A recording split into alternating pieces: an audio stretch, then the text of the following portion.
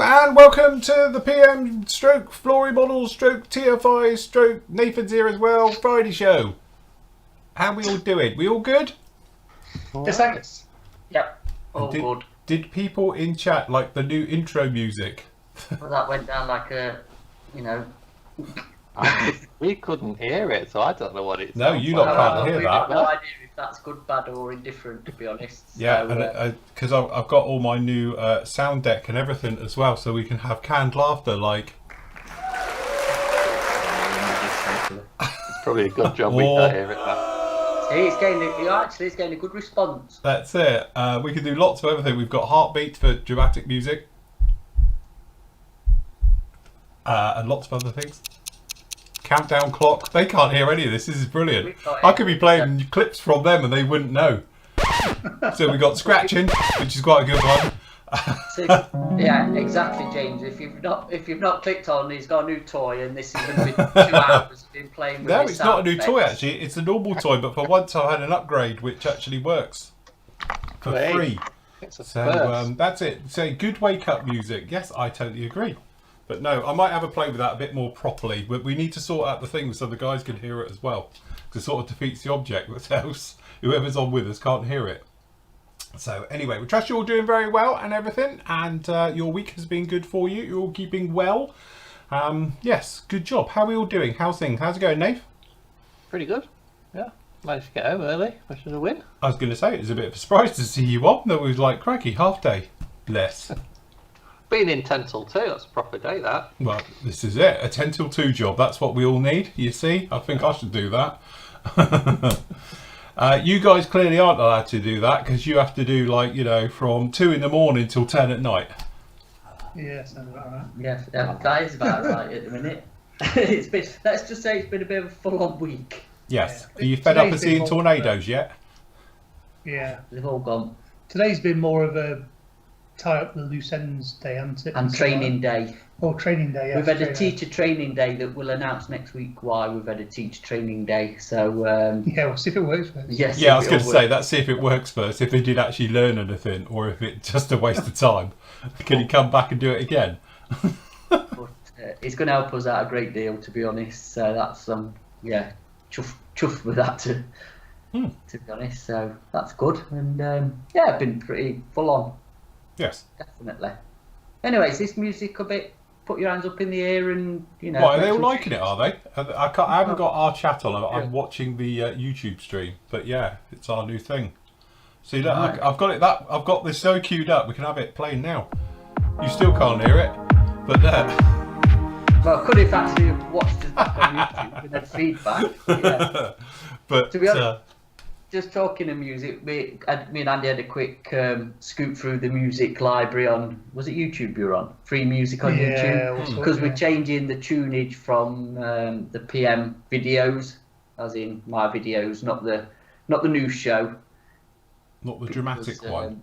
Yeah, it's Lightening up a bit. yeah, lighten it up a bit. Full on. So, drum right, and well, bass. it's a rave, are we? Back to the Yeah. 90s. Rave on. EDM we're gonna have. So yeah, cover your eardrums. Oh, right. Okay. That's it. Good job. Anyway, as I say, been quite a busy week. Part 1 of the Cobra is up. Obviously, we had a look at it last night and it is in front of me now. So part 1 of the video is up there, and obviously that's talking about cockpits.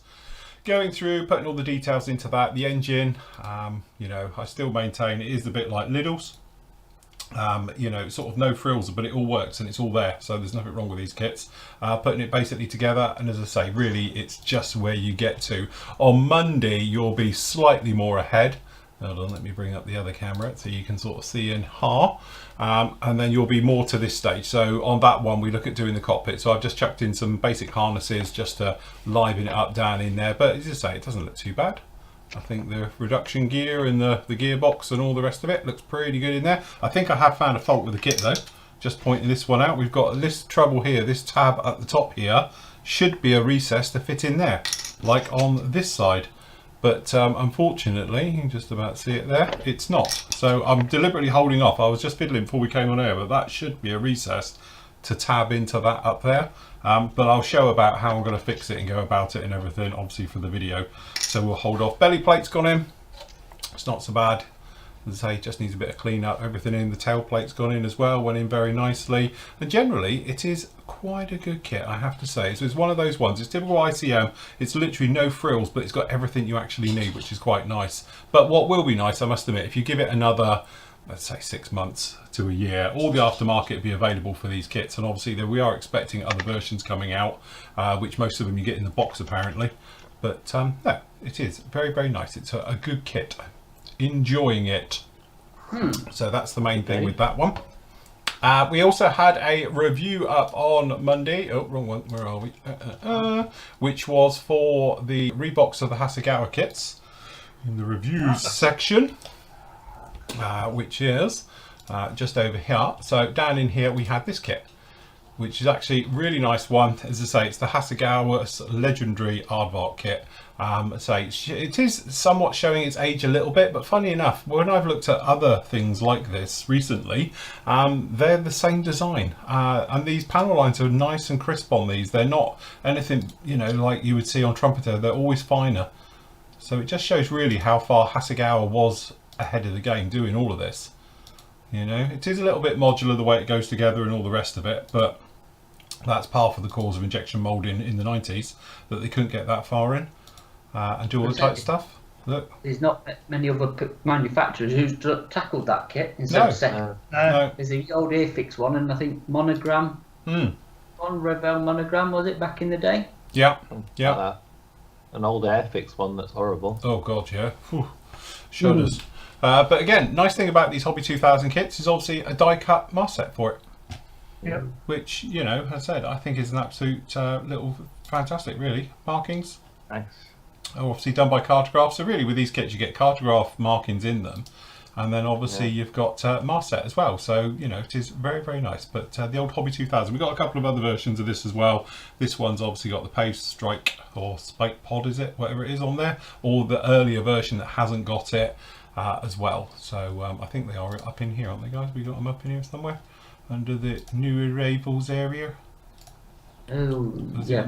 There it is. Yes, that one there is the other version as well.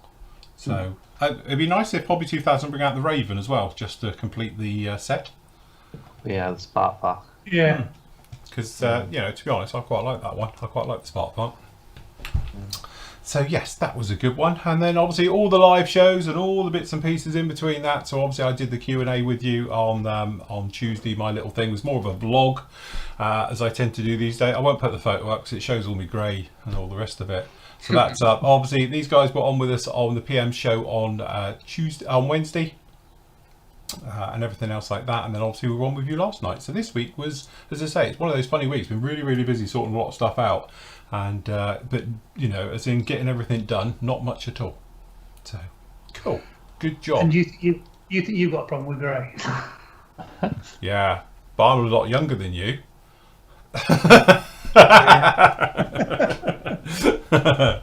So yes, so I'm looking out the window because I think I've got a delivery coming in, which is just going to be sod's law. But he's rummaging around in the back of his van on the drive, so he might just jump it and run, which is fair enough. Anyway, good job. So as I say, do we have a conversation topic for today?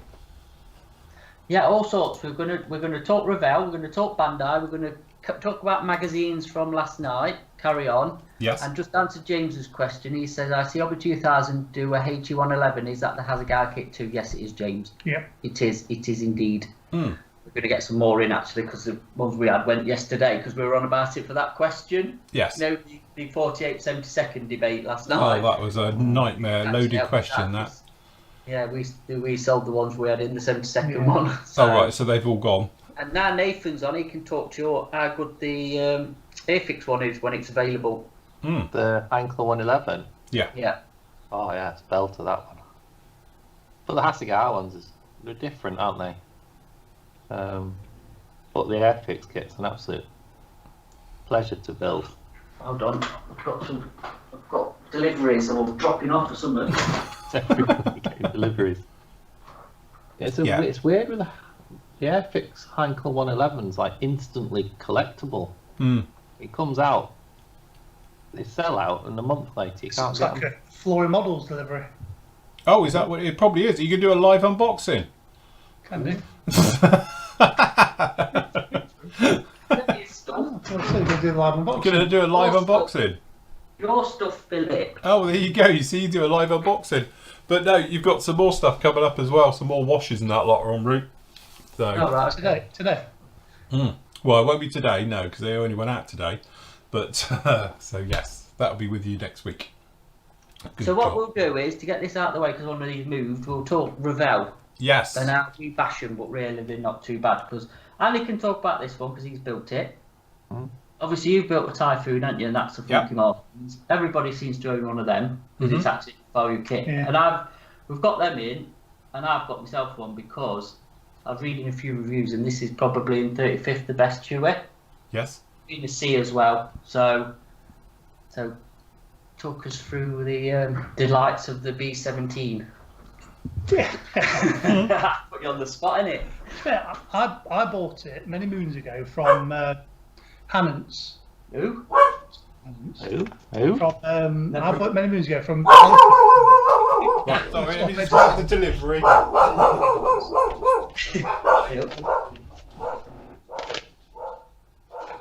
God, we're on full screen. And bought it for my lad, and then obviously he was never going to build it, so I built it. At the time, it was a fairly new tool. It's still not an old tool in its own right. It's not as new as the Airfix one, but it's only a couple of years older. And it builds into a really nice kit. Got pretty much full interior, nicely detailed, goes together well. Yeah, nice aircraft. Yeah, it's their own kit. Yeah, It's not the Reebok. I think a lot of It's the F, misunderstanding is that they do a very old one, don't they? which is the F. Which is the F, which that is not, definitely not. It's a new tool as of Recessed and all. the other bits and bobs, isn't it? maybe 4 or 5 years ago, is it? Maybe a bit longer, but yeah, it's a nice kit, worth getting. Yeah, like I say, because the other one's not available again, is it? The Airfix one, which is probably on. I think it's due to re-release at some point, but obviously with Airfix release schedule, that we don't know when that's going to be. So again, if you need a B17, you're there, aren't you? Eurofighter, I've never built. Have you ever built a Eurofighter? No, I've got Hey, both the you ever built a Eurofighter 48? I've got both two-seater and single-seater. I've done the 72. I've got that 48 kit but that kit's again, that's modern tooling standards, isn't it? Yeah. Because I know Phil's built it a few times, haven't you? Is it just the intakes are a bit funny, aren't they, Phil? Yeah, it's in the free area. If you go to the classics build area, it's free to watch this one. You can see me chuck it together. So yes, there it is in all its glory. Hold on, let me just skim through a bit further on it. There you go. Again, it's one of those kits where it's flashy. It's got poor join lines together. Everything needs sort of sharpening up with the kit, but actually, from a detail point of view, it's all sort of in there. I'd say the letdown really is the intakes, because it's like toffee the way that they've done it. It's got really softly molded joins, and you put two halves and it literally comes together, and you get this massive canyon that runs through on the intakes. As I say, if you put some FOD covers on it, you can get away with it and no one will see it. But you do need to really spend a bit of time in there with some filler. I don't know if they are still available, but there used to be some drop-in aftermarket resin intakes for it that go through. But yeah, it's definitely. But it is the point with these kits. A lot of them. I move along a bit. There we go. So we're coming together. It's one of those things where you just have to take your time, because that wing seam that I'm pre-shading now is an awful fit as well. It takes its time. It needs to be sorted out. And to be honest, I've built the 32nd version as well, and it's exactly the same. All the faults carry through. So you just need to take your time, clean up all the parts, make sure you get a nice, fit together. So don't be like balls trying to join or tubes. Make sure you got nice flat edges, comes together, and you'll have no problems with it. So it's just typical of Revell, really. Just takes a little bit of time with your clean up, and that will pay dividends further down the line of actually getting it all together. Well, the point is, that is the only one, isn't it? Yes. Yeah. The Revell kits in all 4 scales are the best Eurofighter kits. Yeah, although the Hasegawa one is pretty nice as well in 72nd. Yeah. Well, the Yeah. price of it though. You get 2 Revell for the same price. Yeah, yeah. Well, again, for something that's in service, with only like one manufacturer doing it. Weird, isn't it? It's a bit weird, yeah. And obviously the Trumpy 30-second one's not anything really, is it? Let's be honest, it's not. Again, it's double the price as well. Yeah, it is. Yeah. And then obviously the 109. We've got a load more in. We talked about Revell because obviously we've had a restock, but you know we bash them and actually they've got some gems in their catalogue which we've touched on before. But you know they're worth talking about, I think, because obviously you built the 190 that we've got here with all the bells and whistles that you did. You built the 262, 260, didn't you? Yeah. And that's a gem of a little kit for the price. Yeah. It's the same thing what we always say, though, isn't it? You can either build it out of the box as a standard kit, or you can chuck tons and tons of aftermarket at it because there's loads available, and go with a beautiful. Yeah. But Yeah, that builds up to be a really, really nice 109. The only thing I think it's lacking is obviously rivets, but you just put them in yourself, can't you? If you've got a decent riveter. Yeah. I know the Trumpy versions got rivets. Yeah. That's one Rob built, isn't it? The G6 as well. Assegai as well. And the Asgard one, that was the other one, Yeah. Wonder why they've never done any other versions. Yeah, they say they just went with the G6 and that was it. Because the Spitfire, didn't they do the Mark II? Mark II and a Mark 9. Is it a Mark 9, isn't it? And then they've done a couple of different versions with Eddie and that lot with them as well as re-releases, haven't they? Yeah. They did the G6 and G11, is it? 10. G10. It's just different canopies, wasn't it? An early canopy and whatever the other one is, I can't remember. But again, it's a 109. They're not being daft because they know they're going to sell them. Like a Spitfire. Yeah. Usual thing we say. And then obviously let's say with this one is a rebox of the old, is it MRC? You think it is, isn't it, back in the day? Yes. And then that's been reboxed by a few other companies, hasn't it, over the years? And it's a U, isn't it? Yes. So what's not to like? What's not to like about a helicopter? Exactly. This is it. That's why I'm into helicopters. Exactly. But why would you build that? It's iconic. Too many Got wings. cool markings as well. Exactly. It's Like not Gordon says, it seems like every other kit Phil builds nowadays is a helicopter. I've only ever built 2. free. Hey, Oh, 3, the Wessex. Sorry, yeah, the Wessex. So I've only ever built 3. I wouldn't call it every other one when you've only done 3 in 20 years. What about your Hind? What about your Hockham thing? No, you're the best helicopter, the Soviet one. Oh, Bobby yeah, Box. that one. Crikey, yeah, but you're going back now. Yeah, that's a while ago, isn't it? Yes. You built a few. Alright, yeah, okay. I've done, if you wanted 6 That's too many. That's obviously 6 too many. in 25 years. For the voting public. That's it. So, Fucking- it's right. Gordon's not a member, he can't vote. He doesn't count. Osprey. Is Osprey an helicopter? Oh, well, there you go. Is it? Little bird. Yeah, that's it. bird. That's what I'm saying. That includes a little bird. Be 6. Yeah, there's a few in there anyway. So, yeah, and like there's been a few others that we've had back in tornadoes. We've got back in, obviously. Nathan's built more tornadoes than he cares to remember, but they're all solid kits. And the shuttles turned up as well today. He's got one there, look. And the shuttles are in massive boxes. You ought to see the size of the box for the shuttle. 7 Well, seconds. I remember the one that turned up Wow. with the tanks. It was huge. It's like that. Yeah. It's huge. I was going to invoice people yesterday, but look, we didn't because the price was on. Postage would have been wrong. Honestly, And we need to sort out some boxes as well for him because he's got its own postcode in that big them boxes. I bet hear it fucking round inside. It's a good job you're not taking it to the post office then. Oh, You'd only get one in the car at a time. to be honest, mate, they're courier ones anyway. They'll be couriered because of that. They are big, aren't they? So they're that big. we've got you one to make it again to put your. What, to go along with the other one? Well, you're just going to swap the shuttles out for a real. Well, I'll swap the shuttles out. You'd need those decals for it again, wouldn't you? I don't think they're available anymore. That's the trouble. Me tile decals. Oh yes, you did, didn't you? Mind Yeah. you, do you think now that one's been re-released, they might release them again? Might do, yeah, because they are nice, I must admit. Shall I grab it? Let me grab Did it. it? Phil, Hey? which decals were there? I can't remember that. It was so long ago. Put your video on. Huge. It is a monster. And it is when you think it's 70-second scale. So if you grab a, what have we got 70-second scale around here? I haven't got anything to hand actually. But you know, obviously, you know, 70-second scale Spitfire is probably about as big as your hand. To put it in perspective, it is absolutely massive.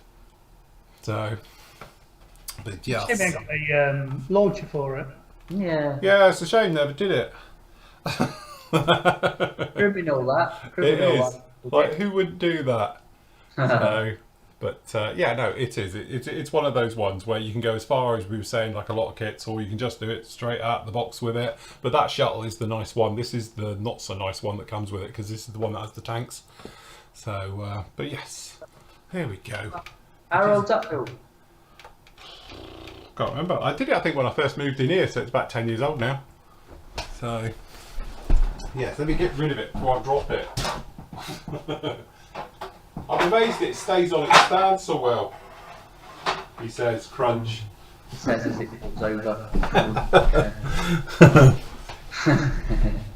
Yes, no, it's a bit of a monster. Definitely big. So But, what's your highlights for Revell? Come on then, because obviously absolutely. As I say, we're not really. I know we knock them and all the rest of it, but I actually, some of my favourite builds have been it. So, you know, and for me, probably the best one was the 190. Because it just came out really, really nice. Shall I take everyone through a thing of sight and sound? Look. Oh yeah. So we did engines for it. I must admit, we threw everything at this one. But this is the whole point of this. You can go right the way and do everything on this and turn out with something very, very nice at the end of it. So you take the basic Revell kit and you can add all the bits. So we went through and did all the engine and all the stuff that goes with it. All the wiring and all the good stuff. Okay. And then, come on, crikey, did I take a lot of photos of the engine? Must be proud of that. Photo etch. So obviously we did the photo etch flaps for it and all of that. So that was fun. Cockpit, gear, resin parts, metal undercarriage. You name it, threw it at it. But the thing is, at the end of the day, if we can get to it, God almighty. It's like looking through somebody's holiday snaps. Sorry. Yeah. Hold on, where is it? How many photos did you actually take? More than I thought, clearly. Yeah. There we go. So, you know, things like riveting. As I say, the kit doesn't come with it, but quite straightforward riveting job on it. So just to bring it up to spec. Go the right way through it with that.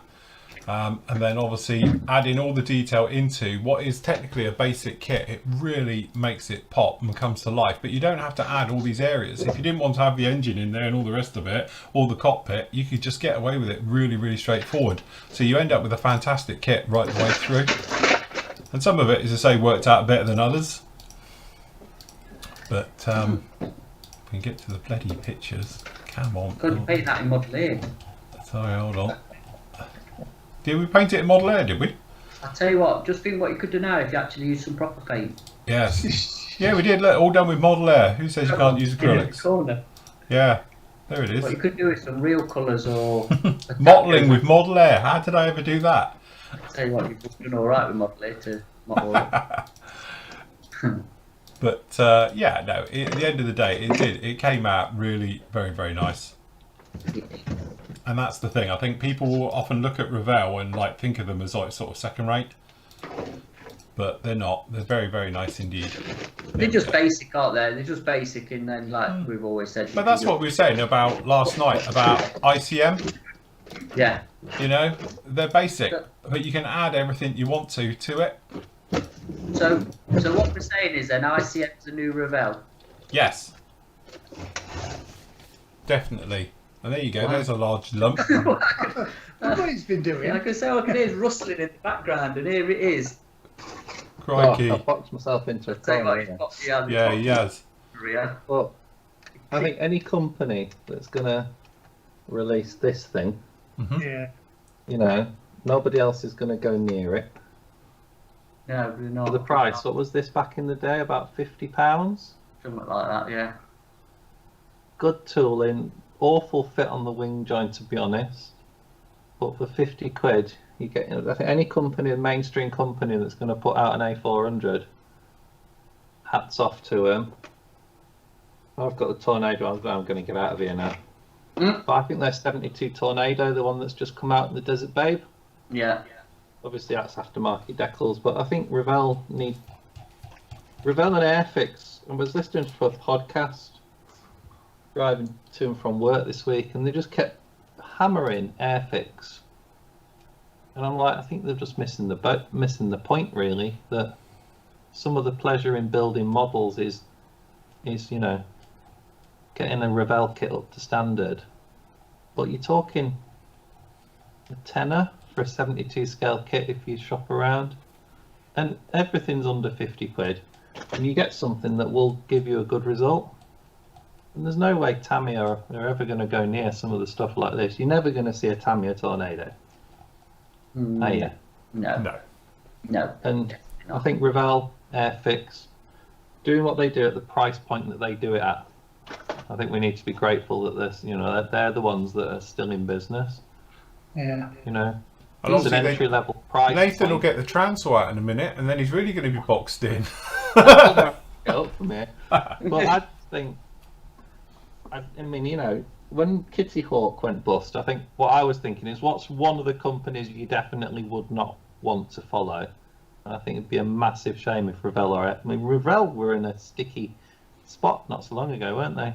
Yeah. And that would be a real shame if we lost Revell, because they put out, and none of the release schedule's gone to not a lot, but they put out some really good kits of modern subjects, in-service subjects, which other companies seem to stay away from.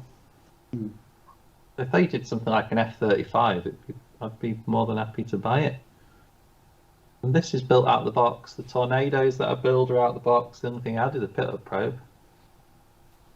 But like Phil said, if you want to go nuts, go cup a bit of aftermarket and you're off. No, it is.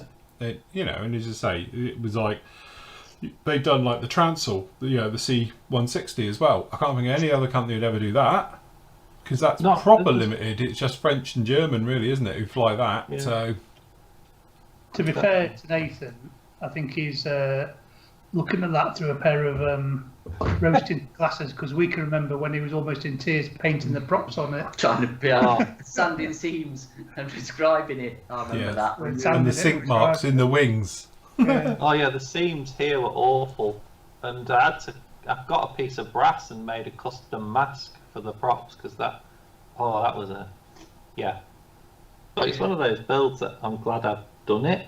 And this was on a deadline for Telford as well, wasn't it? Yeah, it missed its Telford deadline. It was just that bridge too far, really. But that's a kit I'm glad I've built it. Obviously, the size of the thing, I'm not going to do another one. But if Revell were to post-pandemic maybe up their release schedule, you just know they're going to bring out some subjects that are going to be interesting and at a good price. And they also do, as a favour, reboxing stuff that's quite difficult to get or pricey. And I think they're the cash cow for some of the Eastern European companies, aren't they, when they do shared toolings? Yeah. Also, I think as well with Revell is that what's nice with them is that they do a real plethora of different subjects, because let's face it, they've done some really stuff, and often you think, like, why? Like the oil rig, they've done fishing boats, they've done space stuff. That mining thing. Mining thing, which is mega, but who's going to buy it and build it is beyond me. But they've done that. Like how much was it? But it's this huge industrial open cast mining thing. I can't think of any other company who would do that. As well as they do, say, your Spitfires, they do the 109s, they do the U-boats, they've got their armour bits and pieces as well. So I think it's quite nice that it's a company that does do a little bit of everything as well. And obviously doing the Jags of like recent, the Samba buses and... Yeah, do you think though that it helps because no department talks to each other's department? Probably. So they can get away with it, because if they actually had a team meeting and say that the aircraft department met the mining department, or the sea department, or whichever department, they go, right, we're going to do that open mine cast massive excavator thing. Yeah, because that's going to sell in absolute bucket. So no. So I think, you know, because we criticise it, well, they don't talk to that side of the business and blah, blah, blah, like you were, you know, I don't know. But it actually probably works perhaps in our favour because you do get more weird and wacky stuff that would never get through a normal, I would say normal company, but do you know what I mean? It would never get through if it's, say, or Tamiya or one of them, would it? It would never, never fly, would it? Because they'd just look at it, no, that's going to be an absolute waste of funds. So I think it's good. I mean, like, what's your highlight of a Rebel kit that you've built? I'd say the 48 BD Dauntless. That's not true. I don't know. Can't use that. You've got to actually have It has to be their own tooling. To be fair, the Arado was really nice. Just that I made it long-winded. But I've built their 32nd Spitfire Mark II, and that's a really nice kit. All I did was put a is it Yahoo instrument panel and some seat belts in it, some cloth seat belts, and it's really nice. Yeah, I think if you looked at it in the dark night with your eyes closed on a galloping horse, you wouldn't tell the difference between that and a Tamiya one. No. But it's the basics. It is. On top of my cabinet in the living room, it looks a really nice kit, and you wouldn't know the difference between that and a Tamiya one. I think that's it. And the prices, obviously, you know, Nigel's put up it's his Rebel JU290. Yeah. I mean, they've just released that Berrier, Peugeot Atlantic, haven't they? Yeah. Nobody's tackled that, and that's a gem of a kit, apparently, from what I've read before it was re-released. It's a really nice kit. Like you said, you built that Transall. Again, they tackle sort of that type of aircraft that nobody else is going to, especially in 72nd, 44th, you could probably, you know. Was your landing craft thing, wasn't that was that a Revel box? Yeah, the LAV, yeah, it was. Yeah, the carrier that I did, that was Revel. Was it theirs or Robbie Boss's kit Reebok? Oh, I thought it was an Robbie Boss kit. Oh, Reebok. actually, you might be right. Actually, I think it's the Hobby Boss one reboxed. You know. Yeah. But again, that's offering for. Yeah. And they seem to bring those things out at a decent price, don't they? Whereas. Yeah. And I mean, look at somebody just put, because it just jogged my memory, obviously, the Phantoms, it's just, you know, the Azagal Phantoms with Reeboks, all right, it's not their own kit, but again, at least it's made it readily available for us in Europe of getting an RAF Phantom. Because you were spending 60 odd quid, weren't you, for them? Probably that and a bit more, weren't you, for an Azagal one if you could get hold of it. So, and I mean, from my point of view, obviously I built the Jag, which I think is a fantastic kit, and upstairs again is a 32nd one, so it's running theme is my Yoo-Hoo, which took me a long time to build, I will admit, but I did enjoy it. It was a good solid kit. Yeah. And, you know, the ones I was just looking over there, you know, I did the Halifax. Yeah. So obviously, you know, again, needed a new one of them because you only had the old Airfix one, which is awful. You did their Lancaster, didn't you, originally? Yeah, I did their Lancaster as well, one of the really old ones. Yeah, the old builds. Sunderlands and. Yeah. So in theory, they've got a hell of a large catalogue of stuff. I think you've got that great big blooming blonde Voss thing, thing. That's huge, isn't it? Viking thing. But, yeah. I mean, Phil, who else would tackle as well a 132nd 111? Well, this is it. Oh. Yeah. Do you know who? So yeah, we knock them. We do give them a bit of an hard time. But actually, when you think back and go through what they've done, Yes. they've done some gems. Like I said, the Voodoo, the little 2-seat Voodoo. Yeah. The 72nd one. If anybody ain't got one in the stash, go and get one because that is a fantastic kit. And obviously their Shackletons are nice as well. Yeah. Yeah. Oh look, the other one. Sky Master with a monogram kit. No, that's Rebel Zone. Is that Rebel Zone? Yeah. I reckon this The Hunter. Trabant kit is Tamiya standard. Hmm. I think the car kits by Revell, the Car kits are brilliant. newer ones, are as good as Tamiya. Hmm. Yeah, The fit was fine. You know, the detail's good. I think this is as good as the Tamiya Mini that I built. Again, though, you got to think with the Revell one, you get an engine where you don't with Tamiya stuff. It's just the curb side where you get a bit more, you know, detail for that. Not that I can open the bonnet for some reason, but there is a full engine in there. Again, 25-ish quid. Yeah. Yeah, it's not a lot, is it? But they can't, like I say, with them being in different divisions or however they do it, I think their car kits are up there with the best, actually. Yeah.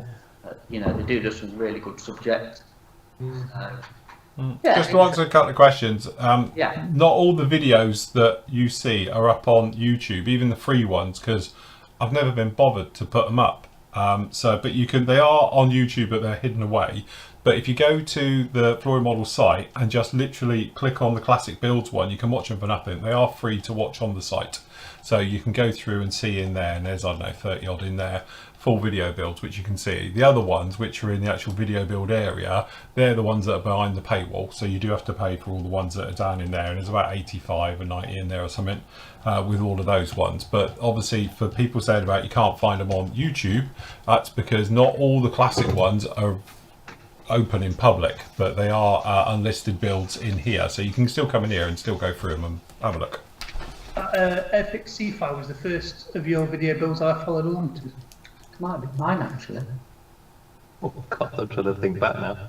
I'm thinking back to when you used to stick Not the them. first one I watched, but the first one I actually built along. Oh, right. I'm thinking first one when I used to watch the freebies that you used to put up as a teaser before deciding to join. Actually got the kit and then built along with the video, and Because that one I did with Airfix magazine, wasn't it? So I did the 109 and the Seafire as part of a thing with Airfix magazine. So the only thing I can never get is how you did it, and how you still do it, is when you dip the prop into the paint lid to get to do the chips. you end up with a great big blob of paint on the end of it.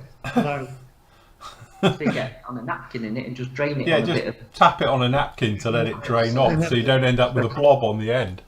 it looks right for me, so I have to mask it off and do it. Mask it with spray. But yeah, but no, I think it is that thing. I think, you know, we've said Revell in general, it's very easy to knock a kit for having a bit of flash, and the instructions used to be absolutely awful with their old ones. But again, over recent years, we have seen the change. The instructions, what was that, 3-4 years ago, suddenly turned into proper booklets, properly laid out, colour as well. So that was a game changer. But over recent years, we've seen that, you know, the flash is definitely not like it used to be. And the mating surfaces are getting crisper and nicer, you know. But the great thing is the prices haven't gone through the roof. You can still get quite good bargains with their kits. So I think our main gripe was always the reboxings, weren't it, really? yeah, I must admit, me and Matt have our work meetings for PM, and it's like, have you seen the bloody price of that? Are they having a joke? That kit's 50 years old. That was probably it, and some of their older stuff as well. Obviously, you got stung with that rocket that's upstairs. Yeah, that's it. And that was, And you know. whilst we're on a little bit of a downer with Rebel, just grab one of the boxes. Oh, yeah, but that's a price point box, isn't it? The boxes. Yeah, open end boxes, and they're flimsy and crushed. To be honest, I've got Nathan's Grizzly down in there, the A400, and it's almost fossilised because the box has gone and it's down in a pile. And because their boxes are really thin and crap, it's only the plastic that's holding it up. Yeah. So that actually feels like it's made out of better cardboard, but that's because it's a newer box, but they are thin boxes. Yeah. Especially if you've got a stash and you sort of like stacking them on top of each other. Yeah, they get stitched.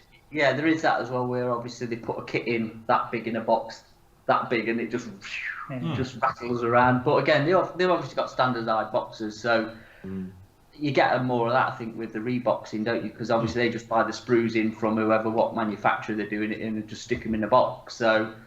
But they do as well. I think, you know, it is that thing. They have certain standard boxes, no matter what the kit is, isn't it? That's why I must admit I haven't got much Revelier at the moment. But normally they line up nicely on the shelf because they're all the same size, you know. Yeah. It's an old school to new school box. Yeah. So. Yeah, they're not. But again, I presume it's a cost thing. It's got to be anti. Well, it is, isn't it? We've often moaned about their boxes, they're just very thin. I think it's the open end bit as well, because obviously it's nice to actually have a box to put your bits in. Yeah, when you've finished off.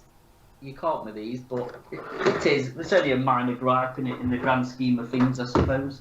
Yeah. I think ICM have got it probably, I think, one of the best one. I know Vez to do it as well, because they do this thing, don't they? So you have a box like that with a sleeve over the top of it. Yeah. So, you know, you have got quite a nice box you can actually reseal and get into with a nice flip top like that. Yeah. They are just white postage boxes, aren't they? Yeah, that's it. They put it on. But from a modelling point of view, because I do it all the time, if I need to clear my bench for a review, they go in, fold the lid down, and all the rest of it. You're not like fighting with a lid on it. So, You just normally fight to get the lid off. yes. Well, that's the thing with Zvezda, because sometimes they have staples, and the staples bite, and then you're like, Yeah. and then it goes rip, and it's like, shit. So, especially if it's a review one, I'm trying to be gentle with. They're always split. I think John's just put a thing up because he obviously, when he came a few weeks ago, picked up the 110, the Cyber Hobbies Dragon 1, which has obviously been reboxed recently by Revell. And the price difference in that is night and day from the Revell boxing. He was thinking, because it is a massive box of the kit that is, like we've said, it just sort of rattles round in it. But I would take that to save 40 quid on buying the Dragon 1. Yeah. Because that is a big saving, because I know the Dragon 1 is touching 100 quid, if not more now. And obviously that was about 60 quid, I think. Yeah. 55, 60 quid, I don't know. So that's the pros of Revell doing reboxers. I mean, we've got the Dragon 188 back in, which is a super rare kit. The Revell reboxing of it. Yeah. And again, that's 40 quid, I think. Where they were going for silly money. At one Didn't point. John want a Ratchet? It probably does, doesn't chat. Look, yeah, probably. He needs a 188 to add to his now Luftwaffe stash, Don't doesn't he he? just, yeah. Growing Luftwaffe stash. I'll build John. Yeah. You don't know it yet, but he needs one. So, yeah, that's the thing. So, magazines. Let's Yes. talk magazines. Magazines. He's zooming on our chat, look. Who is? Mr. Buller. Oh, there he is. That's half a sale. That means a yes from him. If he ums like that, that's a sale. So, so yeah, going back to magazines from last night. So, who still buys them? Who still thinks they're relevant? Do you, I know you were talking about it last night, and I was listening. Yeah, I do. More than we do. And like I mentioned, mainly it's like the weathering magazines. And Yeah. I'm the same. I think I'd rather buy a magazine nowadays to look at a technique or to follow something along rather than just see someone else's build. Look at the glossy pictures. Yeah, but sometimes when you look at some of the builds in some of the magazines, you think, Oh, careful. You could be dodgy ground here. sometimes you look at some of the magazines and you think, oh, that's nice. But don't you think as well, though, that some of the magazines now, it's like, you know, they've moved more into different areas, like we're saying with Weathering magazine now. But if you look at what AK's done, they've basically taken sort of a magazine format but made it into like a Reader's Digest, like that one Matt's got for his pencils. Yeah. And they pick out certain subjects, don't they, for different things, and they'll do weathering on this subject and on that, and it's almost that's replaced magazines in a lot of ways. You know, A lot of their weather magazines for aircraft and things, they'll do like I think on sea aircraft or Yeah, they pick a subject, desert don't they? aircraft Yeah. or things like that. And yeah, there's always one supplier that we always end up getting stuff from at the shows, and because the shows haven't been on for the past 18 months, I have missed my magazines, to be fair. I think the thing is with them though, like we said last night, with AK and MiG, they're selling their own products. They're using it as a catalogue. yes, And you look at it and go, you know, like last night I showed that book and we've sold some pencils. You know, we've sold some weathering pencils, and obviously I was just showing what I was doing with playing around with them for one evening. And I think that's what they're good for, and I think that's where the weathering side of it does come into play, because let's be honest, we're all magpies and like the glossy, nice pictures, don't we? You know, that's why I used to like Tamiya magazine back in the day, because that was by far the best, in my humble opinion. Because they were proper built kits as well, weren't they? Was, you know, the kits and the features in it was top draw models to me. Yes. That was something I wanted to aspire to be anywhere as near as good as some of the builds in there, you know. Yeah, they just didn't just show you a box art. Yeah. They showed you actual proper built kit, didn't they? Yeah. Yeah, it was. Yeah. It's funny how things have progressed though, because I've binned had to clear out of my shed and binned a lot of magazines from 10 years ago and perhaps longer. And it's funny because you had a quick flick through just see if there's anything just in case. And I was only flick through, and how things have changed from then to now, technique-wise, and what we use and what we don't, and you know, the styles. You know, because it all comes round and goes round. Obviously, you know, dry brushing will be back soon. That's out of fashion. Enamels, as we always say and laugh about, but it is, isn't it? It's just like fashioning clothes and. I think obviously it is. It's that thing where, you know, I know the guys are talking about it in there. It's shifting very quickly now in the chat, and they're talking about the emphasis seems to be more on sort of technical weathering and various bits and pieces like that. And you know, as someone who used to do all commissions work, then I've done magazine work as well, and now I've done this work, and now obviously, you know, being part ownership in a modelling company as well. I think I've covered all my bases now of anything you can do in this hobby.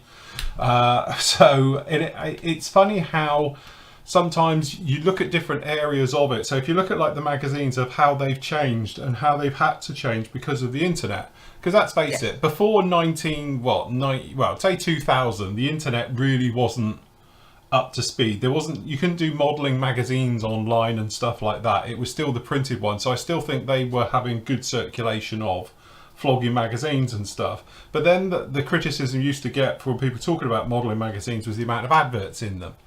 It was just all adverts. But then they need to pay for advertising and all the rest of it because the sale of the magazine doesn't really generate much. But it's that thing where how it all goes around and changes into this different thing. So, you know, obviously to sort of make magazines more desirable, they sort of tended to focus into sort of weathering and more the technical aspects of weathering to sort of showcase it. And as I say, from my point of view, it's a bit strange because I see some of these technical aspects of people doing weathering online and they show a million different ways of doing it. It's taken probably weeks. As that from a commission builder's point of view, time's money to me. I wouldn't flap around with all of that. I'll just do it my way and get the same results within 20 minutes. You know, so why are they overcomplicating it? Is it for the sake of it, for flogging magazines and various things, of having a really technical sort of side to it that doesn't need to be either? You know, and it's that thing of being very open and stuff like now is that I share everything I did, but back in the, you know, the 90s and early 2000s, I didn't share anything until I started up the site. You know, so like with the wash, you know, I was using it before clearly, and now we sell it because people sort of understood it, how it worked and stuff. But I think it's more of one of those things is where, you know, everything needs to shift. You know, I think people's perceptions of what you're getting from a magazine, you know, how much you're going to get out of it. Is it just one article you're in there? You know, or are you one of these people that reads all the articles in a magazine? You know, it doesn't matter what it is. Do you buy aircraft modelling magazines? Are they weathering type magazines? Are they general modelling magazines? Are they armour modelling magazines? You know? Well, there's that many. You've got your choice. I mean, obviously YouTube has done a lot of it as well, because obviously you can just, you know, like you've done and many other people, is make a video of showing how to use the techniques actually, like, without the, you know, because it's hard to show a technique through pictures, as in a magazine picture, rather than actually doing a video on it of you actually doing it. Because it's easier to follow. Yeah. Isn't it? And explain absolutely. It as well, I suppose, really, rather than in text, is actually to talk. And that was obviously the thing I always used to say is that, say I had a 6-page spread or an 8-page run in a modelling mag, I could only explain probably 5% of what I'll do in one of the videos. Because it is that thing. If a picture speaks 1,000 words, a video does 10 million. Because you can see it in action in real time. You know, because I take the mick and I still do it now, and like bless them, as we all know, we know loads of guys who write, edit, and all the rest of it for all the major modelling magazines, and we love winding them up. And I always call it pointing. So they're there with a brush and pointing, or with a pencil, or you know, and that's what I'm going to be doing on my videos. That's it. So they're sat there, and it's like, and then I did this. Cue the picture with a brush coming in, or with a whatever, and all the rest of it. But it's not physically showing because you've got to try and explain it, which is really, really difficult. So, you know, I think that's the sort of the way we are now. But I'm surprised that it's taken so long for the modelling magazines and things like that to jump onto social media. It's like they all got left behind for 5-10 years. You know, I thought they should have jumped on it right off the bat and be part of it. You know, it's like we were talking about the other day. If you're a YouTuber now to start your YouTube channel, you know, it takes a hell of a lot of work because it's flooded with it. You know, it's a bit like when I used to do commission work. As I said, back in the day, there was me in the UK and probably 10 other people. That was it. You know, now, especially if you go to eBay, apparently everyone's a pro modeler. You know? So, pro built. Yeah. Pro built, yeah. Award winning. Yeah, award winning pro built models, you know, and all the rest of it. And it's like, okay. But. So what you're saying, Nath, is me and you might as well not bother doing videos anymore because we're not going to get anywhere doing it. Yeah. Luckily for you, you've got a good backer. Yeah. I mean, I don't know. I like doing them. It's the pleasure of doing them. I don't think it's more as in actually trying to get viewing figures and all this crap. I'm not interested. I just quite like doing them. And, you know, they are time consuming though. It's unbelievable how time consuming doing a video is, isn't it? Yeah. I know you've always said, you know, but once you it's actually, to my point of view, I'll tell you what's really nice now is the bit, I'm sure you guys used to think, like probably everybody at home does, that all I do is sit here all day and build models. But the bit where you understand, for every hour I'm here, I'm 4 in editing. You know, the editing and upload. Well, Matt doesn't, clearly, because he's got his own personal editor, but I don't have that luxury. And it's worse for me because I have to watch it all first before I can even start what I'm going to edit. Yeah, I mean, I've done a couple of videos where I've had something to say, like the tornado kit. People absolutely hammered it. Unbuildable, load of XYZ. No, it's not. You build it like this. And then when Pramjit released his Spitfire and people are putting, terrible fit, I said, no, it's not. This is how you build it. I think you've done it, and I know you've done it, Phil, are actually the more interesting videos because you want to prove a point. Yeah, absolutely, yeah. And I think that's probably a road I will go down eventually because I'm one of them who want to prove people wrong. I just can't help it, you know what I mean? Or be proved wrong myself. I want to figure it out one way or the other, whether they are making a deal of it or it is as bad as they say. I must admit, from my point of view, you're quite right, because me and Nath have both done it quite blatantly, where people have said it's an unbuildable kit, and we've both said, right, we'll do it. Yeah. That's literally how unbuildable it is, and both of us haven't had a problem with the build. We found where the areas may be, but we've then shown people how you fix it, and it's nothing big. It's just various little techniques as well, maybe a bit of filling, sanding, whatever it is, a bit of plastic art in there, and it's job done. But for, like I always say, that's what modelling is. The bit where people say it's unbuildable, that's the bit where they should be doing Lego, you know? Yeah. I think, my side of it though is probably not the kit, it's when people complain about paint products. That's just, and then I need to just try it and make it work one way or another. Do it, Matt. Do one of those videos. There's like some idiot going on YouTube complaining about his hammer and how he keeps it in his thumb. Yeah. It's just... It is, isn't it? That's a classic example. Yes. This hammer keeps hitting my thumb, I'll take it back. It's just nonsense. Yeah, it's obviously wonky. It's one hammer. But it's if I'm going to go on YouTube and say a kit is unbuildable, I'm going to have 3 or 4 goes at it to know for sure. Because it's borderline slander what some people put out. And it can kill a kit. Yeah, absolutely, it does. It's shocking that people...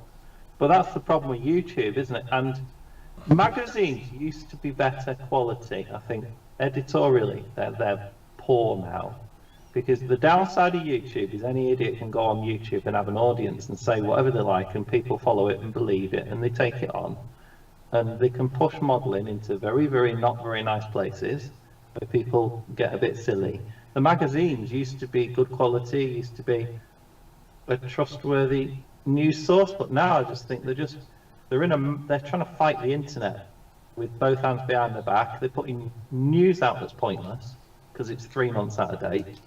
They're trying to show the latest release 6 months after it's out. I think they need to do something better, and I think the quality of some of the magazines these past few years has been shocking. I think the really price as well, shocking. Yeah. the price is so shot up as well. If you're looking at £6 or £7 a magazine now, which are, you know, obviously printing costs and paper and all the overheads and blah, blah, blah. I understand that things go up. But it's that when you can just go on the internet. Again, why would you pay, you know, if we could join Phil site for £4 a month and get the content that gets chucked out, the magazine's never going to get near, ever, in a million years, is it? Yeah. For, you know, for your £6 a month or £7 a month, whatever they cost, is it value for money nowadays? That's what I'm trying to get at, I think. Yeah. I think, you know, in some ways you've hit the nail on the head there, is that, and it's no disrespect to the magazine companies, but they're always going to be 2 or 3 months behind everywhere else. Because obviously, you know, they've got to get a kit from a manufacturer, got to get someone to build it, you know, so far and so on. And we know, because, you know, we've had them as well, you get the pre-production run stuff and all stuff like that, which is beforehand, you know, which gives them a little bit of a leg up so it can be released on time and stuff like that. But you've still got, you know, that sort of knock-on effect. And I think in this day and age where everybody wants everything yesterday and they want the information, it is that thing. You can go to any modelling site and all the rest of it and get the latest news about what's coming out, when, where, and all the aftermarket with it. That used to be part of the magazines that I used to enjoy back in the sort of, you know, the early 90s and that, where I used to buy the magazines and go to like the what's new section and one of the aftermarket sections of what's coming out and being released, because that's the only place you would get it, you know. Yeah. But don't you think sort of the internet took that side of it, the excitement side of kits being released out of it as well? Well, we've said before, you don't get the thing like at shows like you used to. Yeah, your things are getting leaked and and it's like, you know, it takes excitement out of it, even for us who are selling stuff. Yeah. It's, you know, and again, like we've said before with kits, like manufacturers releasing how they do it, and like a year before, 12 months before the kits due out. To me, it's, you know, I think they're getting their head around it and not doing it so much now, to be honest. And I think COVID and the pandemic has hopefully changed the way they do it. Yes. But we'll see. But I mean, like obviously with Tamiya stuff, which is a prime example, it never really gets leaked, does it? And and you sort of get to know about it only a few months before it do. So there's still that buzz. It's to keep the buzz and the excitement, isn't it? And that's even for us, because we're in sort of like a bit of a unique position where we do find stuff out early, don't we? Yeah. And then people will say, "Oh, we'll be heard about this." And, you know. Yeah, but sometimes we don't know. Even well, sometimes, sometimes. You know, I speak to one of our distributors, and half the stuff he's selling, he don't know who's coming out, and it proper winds him up. And I can see his point. He's supposed to be first port of call to say, right, this has been released in our catalogue. Go out and sell it. Yeah. And he's finding out second, third or fourth hand from other people. Oh, do you know this is coming out? No, I haven't been told yet. Well, that's a bit. I'd be annoyed. Yes, you would be, absolutely. I would be proper. If I was the distributor for that sort of manufacturer. I know you mean. Yeah. I think Phil's hit the nail on the head. The magazines should have done social media. Put the news out on social media, turn the bi-monthly magazine into something else, and be more of a blended sort of thing. I think the magazines are dinosaurs, some of them. But I mean, I like the AK ones, the AK and the weathering ones, because when I did my Spitfire, which is weathered, I downloaded a magazine onto the phone just to sort of see how they approached a particular type of weathering, and I think magazines need to perhaps change a little bit.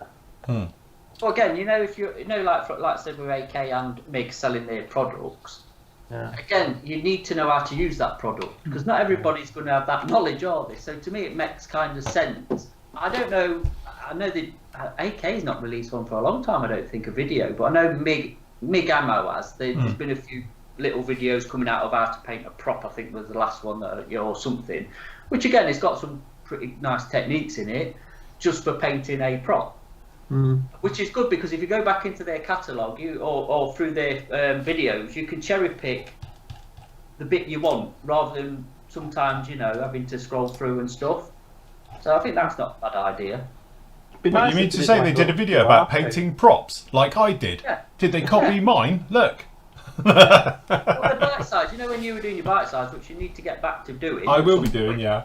Because they are handy for when you just want to quick look at a technique or how you tackle that thing, because Yes. I want to do some bite size as well, like I've said at some point, because I think they are good for people's references. You know, they can save them in the favourites or whatever and just go back to them. I know I've done it a lot, especially with the figure painting people I follow. Just and then it'll just watch it. All right, yeah, get you now. Do you know what I mean? And I think that's where YouTube videos or Patreon or whatever you want has really got the edge over a magazine. Yeah. Because you can keep going back and back and back. I know you can go back and back and read it, but you can see it being done Yeah. first hand rather than. You know, again, as I say, I know Bear's in the chat as well, and obviously he's an editor for a magazine. Yeah. And like he was saying, and he has made some very good points, but to be honest, it's shifting that far. It's difficult to keep up with it. But he was saying in there that obviously you were saying that the magazines are shocking. That is because the quality of the contributors, some of the magazines had such bad reputation for payments that many top modelers stopped sending in articles, including him. We've Which seen that. was true. We seen all saw the fight at Telford. First hand, we've seen that. We were right next to it at the time. Yeah, that was mess. I mean, I've heard some of them. Sorry, isn't he a saying of don't buy the hand that feeds you? Well, yeah. Yeah. So if you're going to not pay your contributors who you've asked to build, then what response do you think they're going to get? Oh, yeah, that's fine. Yeah, you can owe me. But you get to a stage where there's so many people that want to get their names into magazines that they're building for nothing anyway. So. Oh, yeah, we're talking the wannabes. Yeah. Well, I've heard now there's quite a couple of magazines that up front they won't pay you. They'll give you the kit for free. And I think to make someone do work for nothing, I'm like, if people are willing to do it, then that's economics, isn't it? That's what killed off a lot of photographers' careers, wasn't it? People doing it for free. But I mean, I think some of the magazines are really, really good, and I'm glad for them. A physical magazine is nice, but I think there's a couple that, I don't know. I'm surprised some of them haven't gone, to be honest. Yeah, it got saturated at one point, probably 10 years ago. It was really saturated with magazines. I think there's a nice blended model somewhere of having a build in a magazine, a QR code that you point your phone at and you can watch a video of the same thing being built, but that's a lot of work to put that sort of stuff together. But I think the internet's put a lot, I mean, we're talking about magazines, it's killed off magazines beyond our hobby as well, hasn't it? Oh, yeah, absolutely. Yeah. No, like the Sun newspaper I was reading today, you know, the biggest tabloid newspaper in Britain is basically worthless as a brand now. Newspapers, the whole print industry has just been. But what I've got no time, I quite like magazines, but I like them on a digital. Because I was in the hairdressers yesterday waiting, I was just reading one of my modelling magazines on my phone. So I quite like that. For a £5, I think you can download those magazines, and they're really good value. So what you're telling me is you didn't take your encyclopedia of modelling book hardback with you, sat there reading it, like, you know. I just think it's brilliant that on this phone now I've got 20, 30 modelling magazines that I can sit without Wi-Fi. It's a bit about him saying he went for a haircut. I got my. The thing is, I think really, you know, the thing is, you've got this situation now where, as it's like Matt says about like the wannabes who want to come in and do it and all the rest of it. But this is the bit where it's all very well sending somebody a kit for free and then you build it for the magazine and do it. Because to be honest, I used to do something similar like that for people. But then the item never turns up. So you've sent them it and then I'm working on it. Also, life's got in the way and all the rest of it. And that's the trouble you've got though, from an editor's point of view. Yes. Treading on Bear's toes for this one, clearly. But I would be pissed off if I'd sent somebody a kit and they said, oh, I'll build it for you. And then you need it in X, Y, and Z editions and you haven't got it. So that's where you need to pay someone. But that's where you start becoming in a professional. Because a professional, he will do it in, like when I used to do it, and to be honest, I did it when I worked for Airfix magazine and that, I was given a kit and they need it by the 21st. And you're like, that's next week. So you have a deadline. But luckily, this is my full-time job. It wasn't that, because I was also doing this at the same time. I was moonlighting. But it is that thing where, you know, they have to have it because they need it, because they need to then to do their editorial checks on it. The photos all got to be good. Got to do the layout. It's got to get to the printers, blah, blah, blah. And that's the last day. It's got to be there with them. That's the difference. And that's the bit between the wannabes who, I'll build a kit for a magazine. And don't get me wrong, they're probably a fantastic modeler and all the rest of it. But the bit where you go professional is when it's your full-time job. That's what you're doing for a living.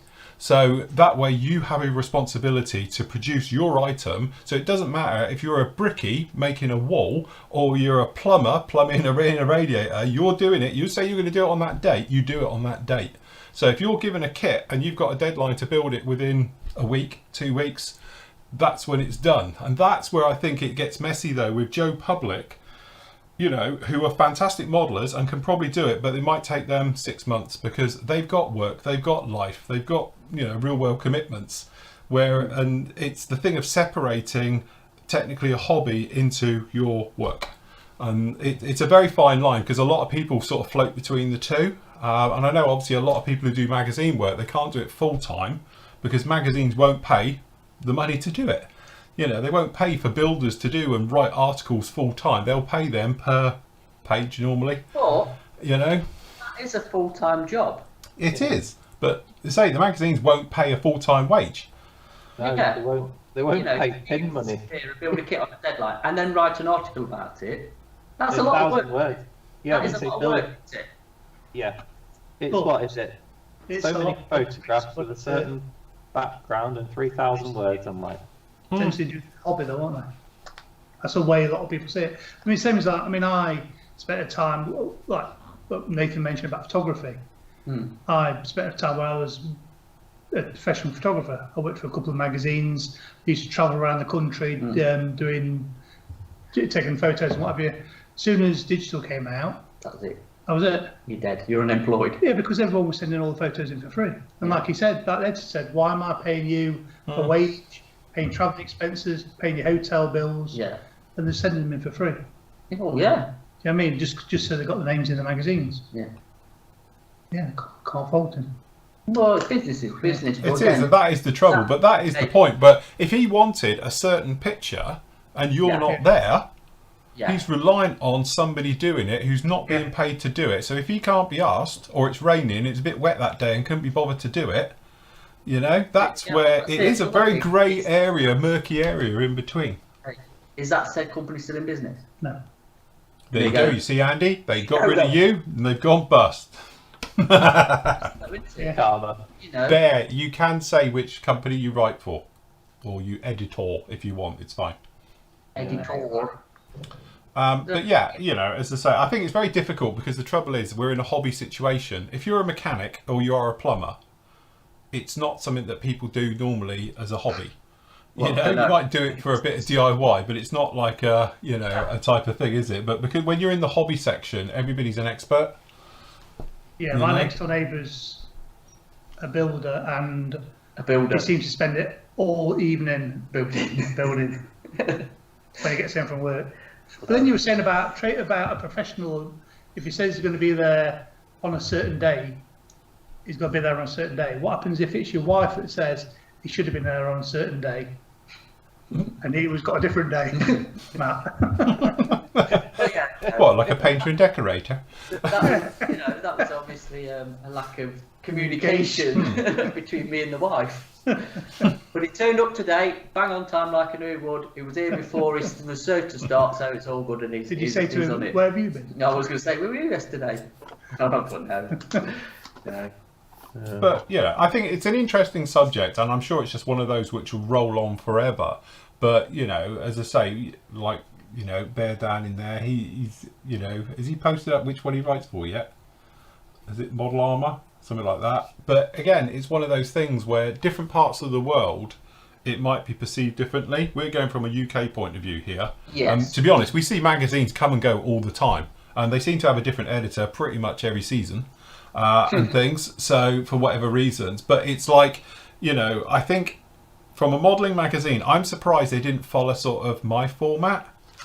You know, of you have an online presence Listen, with listen. that. Yeah. We can name drop here, can't we, right? Because you've got Marcus Nichols from Tammy Mag. Yeah. Fantastic modeller. Yeah? You've got obviously Spencer. Yeah. Another fantastic modeller. I know he's done a few bids. He had his bit of a channel, didn't he? But again, like, they were editing magazines, weren't they, at the time? You know what I mean? I think Marcus still does. you know, they could probably have done what you've done. You know, Yeah. I know Spencer's had a dabble at it. I don't know if Marcus has ever done it or whatever, but you know, they're good enough to be able to do it. Yes. Because they are very high standard modelers, aren't they? I don't know if Spencer stopped because I used to enjoy watching his stuff. But Oh yeah, I don't know. Again, to be honest, I think Spencer stopped because of some of the crap that was going around over it. Yeah. And to be honest, the only thing is, like we said before, doing this job, because everyone's an expert, yeah, you do get a lot of shit for it. I'll be honest, you know, the hate and all the crap, and everyone just mashes the dislike button and all the rest of it just because they're a modeler, but they don't see the work that all goes in behind it. They think you just sit here and get paid hundreds of thousands of pounds every year to sit here and play with plastic, you know. And it is that thing, with success comes that type of hate, I suppose, for want of a better word. And I had a rant about it last year about the entire situation, but you know, it is success though, isn't it? Obviously it's the little green monsters and all the other bits of it, and it's just the way the world as is, whatever it is though, in it trolls. You yeah, know, absolutely. haters will be haters. It is. Of course you will, you know. Put it in everything and just walks of life in general at the minute. And to be honest with you, that's what we've always said. And you say, no disrespect, and please don't take this the wrong way, YouTube people. We love you, and that's why we do this show as open, you know, and you guys can comment on it. But the whole point of us charging a fee as well is it keeps the idiots out, because all the trolls and idiots, they're not brave enough to say it to your face. They're quite happy to mash it out on YouTube and stuff like that. And to be honest with you, I know fantastic modelers, like we said, who are really good modelers, and they've written for magazines as well. They've had a dabble with YouTube, and then they've jacked it in, and they've come up to me and said, I don't know how you put up with it. It's just like a bitch fest. It's like a load of old women, you know? And it's like, yeah, that's pretty much it. That's the other side to the hobby people don't see on the other side, you know? But it is. It's very bitchy, it's catty, it's backstabby. And I don't understand why, because none of them are making any money out of it. Yeah. You know? I don't know, I don't get it as well, because Like I've said to you two, until you get a troll who starts hammering on you, you're not there yet. I like being a nobody. I'll stick to be honest. Yeah. But I don't know why they bother. I don't know why it's worth the effort. If you don't like something, then that's fine. Yeah, that's you know, it. And that's what I've often said, is that if you don't like it, you just don't watch it, or you don't read it, or you don't buy it, or whatever it is. Why do you have to make a big thing about it? The only reason anybody would make a big thing about it is if, you know, one, they've been publicly outed and they're backstabbing because of that, you know, or second, it's jealousy, you know? Yeah, I think a lot of people have got a job they're not very happy with. We see yourself doing the dream job, but like you keep saying, they see the last 5% of your working week. Yes, on YouTube. absolutely. I want to do that. I mean, your business is 90% business, isn't it? It's like all the accounts and editing and all that, and people are just jealous. Yeah, and that is it, you know. As I say, it's that thing where, you know, like we said, if you be paid on an hourly rate, I'll be better off working in Tesco's collecting trolleys. You know, it is that thing, and at least you don't have the hassle at the end of the day. You just come home, stick your feet up, yeah, well, that's it. You just and build models. Great, I'm looking forward to that. Yeah, the trolley pushers don't have to worry about EU tax and all that. No, this is it. You've Yeah, had the last 6 VAT months and all the to rest of it. But it's keyboard warriors out there. And I think that's why, unfortunately, it has put a lot of, like, going back slightly on track, of why some of the other editors haven't put their self out to do it. But then again, I'm not being funny, like with me, it is that thing. If they're doing videos like this, that then have to be produced, edited, sorted out before we come on air and all the rest of it. But if it's a normal video, you know, there's a lot of work. And if they've then edited a magazine on top of that, and other bits and pieces they're doing as well, there's only so many hours in a day, you know? Yeah. Yeah, there is. Yeah. I mean, they're picking out some YouTubers on here, and they're probably some of the bigger, like, YouTubers who are on at the minute. You know, You'll Make Plasmo and stuff like that, and now they do their videos and stuff, which is a YouTube generation thing, isn't it? Because they're a lot younger than us. You know, they're on about Martin, who does his night shift as well. I mean, they're in their 20s. They're 20 years younger than we are. It's a different generation, and to be honest with you, I don't think it's a bad thing with what they do, because if they can get any of the younger lot interested, Absolutely, it's positive, isn't it? And they obviously understand the YouTube format. You know, the 20-minute video, tops and all that stuff, which you know, if it works for them, and great, you know. And again, I think the other thing as well with the Plasmo ones and like Night Shift and stuff like that, to be honest, I don't think I've ever seen Night Shifts, but Plasmos I've obviously seen.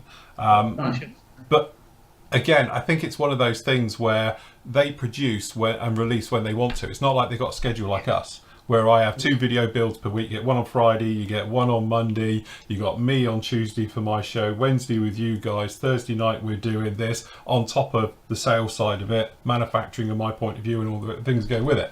So it just, you know, if you had a schedule you can release on, like 1 video a week would be lovely. Yeah, thing he does, to be fair to Martin at Night Shift, he does a video a week. Released on Friday, every Friday. I think he's only missed one in the past 3 years or something. He started his channel. Yeah. So he does stick to a schedule. Do you know what I mean? But like I say, it's hard. You know, going from my point of view, just starting of you know, the time to do it, and obviously you know more than me, is actually to produce that content and get it edited and out every week.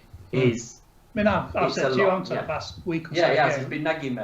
Come on, you're going to do some more. Yeah, you're going to do more video. And obviously last week was a short week for me anyway, and this week has just been hectic with orders. So it's again, hopefully, like I said, next week I can get back on it. But to be honest, PM is priority. The sales, the orders, the stock is a priority over me doing videos. It's a bit of a luxury for me to do them.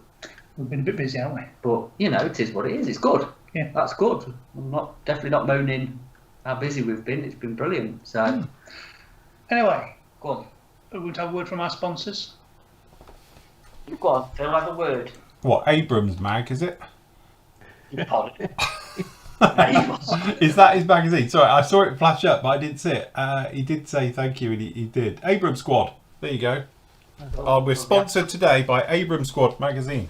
Yes, send me some, and I'll show them on here. I did mean PM model. Oh, right, them. What, the ones who don't pay? Right.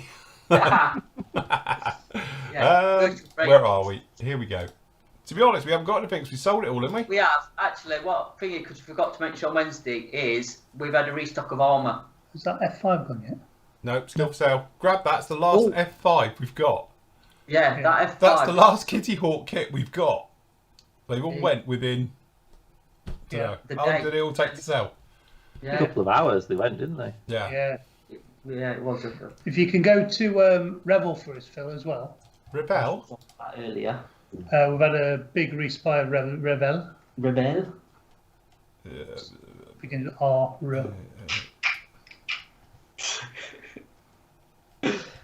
So we've had obviously what we showed earlier on. We've got had restock tornadoes. The Sea Vixen. You were going to talk about the Sea Vixen. Sea Vixen, that was it. Ooh. Sea Vixen 72nd, which is the Dragon Cyber Robbers kit, Reebok. Why do you want one, Phil? No, I've got his big brother here, haven't I? Oh, I thought that was I fancy that. Ooh. No, that wasn't me. That was Nathan. Is that Nathan? That was Nathan who win. There's obviously the Ju188 Ratchet for John. Yes. Yeah. And we've had some weird Ooh, look. That's what you want, Matt. You need one of them. I'll tell you what. No, the one next to it. I would. No, but you've got you've got a child and you want a dog. You'll need something a bit more robust. No, the one next to it's just cooler. You have a gun rack in the back with an air rifle. Be fine. I can make it into a technical. Yeah, that's it. Yeah. So yeah, we've got some of our US classics here, the Chevys and Dodge and all that. Rob McCuskey's seeing them. He's on. Is he on? Now just salivating. Yeah. Especially with the Pontiac Firebird. Oh, there we go. Done that one. That's one Nathan's got. Yep. Very nice too. Yeah, it is. Yeah. The SU-27. Whose kit's the SU-27? SU-27. That's the Zvesta one. Zvesta one, isn't it? Yeah. That's the Zvesta one. I say they do box them nice. Yeah, and saying the. Oh look, Phantoms, look. Oh look, Phantoms. That's the Hasegawa Phantom. Nice kit. Yeah. To be honest, it's in this afternoon's. Oh shit, I haven't done it yet. That's it. Well reminded, people. You're going to have to take over in a minute. That I've got to queue up the video. But anyway, there's a very nice one into the reveal video this afternoon. Yeah. Yeah, there is. Yeah, I've seen that actually. And And the Oh, yeah, go Oh, on. sold out. We'll get them back in. A Hannibaloo. That's it, isn't it? Hannibal, is it? Hannibal? It's a Hannibaloo. Hannibal, I don't know. Now that one is their own kit, isn't it? It's not a reboxing of the. Squadron one. Yeah. I thought it was. Wave. Wave, isn't it? Wave. I don't know, somebody in chat will It's weird tell us. because it sort of came out at the same time, That didn't could be they? the Wave one, but I don't know. But Well, the it got pulled for a bit, didn't it? Because it got on social media and then it went to the papers. Oh, yeah. And the papers were all about having a German vehicle, because it had SWAT stickers on the original one, wasn't it? And all of Tell that. you what, So they pulled it and redid it. That's when because it people was pay a- silly money. Yeah, because it was a spaceship and oh dear me. That was, Yeah. that was ridiculous. Because it's obviously real. Yeah, because it's obviously real, clearly, yeah. No. But yeah, it was the, I think the media got hold of it a bit, didn't they? And were, yeah. Yeah. Yeah, Idiots. just getting it so. So yeah, some more More cars. trucks. Yeah. Everybody needs a 2CV, look. Oh yeah, there you go. That's a good kit, actually. It is. And the Golf. Mm. It seems a bit mixed up and disjointed there, but the newer stuff is at the top that we've had in Yeah. new in today. So and there's a couple The of- Raphael, look, the Raphael stuck down the bottom. That's a cracking kit. Yes, That's a good nice kit, kit. yeah. Yeah, no, built that one, very nice. That's top. And obviously that one's sold out now. That I see you Yeah. more in like the Bronco, because you could wear some Texan, you know, you could have some, you know, like a lumberjack shirt and all that. Yeah, good. Yeah, I don't- do you know Elmer, what? I don't Elmer see them. Fudd hat, you'd be fine. Good. I'd be suited round Yorkshire driving round in a Ford Bronco. Yeah, I think the narrow lanes would be perfect. I'd fit in nicely. I'd have any of the trucks, to be honest. I think they're cool as out. Mm. They do look, they're really good. There's only one problem: You petrol price. wait, you wait till I've got my Ford Ranger. It's alright, he's going to put a Tesla engine in it. Yeah. Yeah. Yeah. But Ford has just bringing out a F-150, aren't they? Electric one. Oh, Christ. The E-Volt. It's supposed to be really good. Oh, It's okay. supposed to be really All my good. hobbies, Yeah. please. Armour Yeah, hobbies. Arm hobbies. Yeah, we've had a restock of Arm hobbies as well. And then we can talk Bandai. Ooh, Look at them. Look at them Hurricanes. very nice.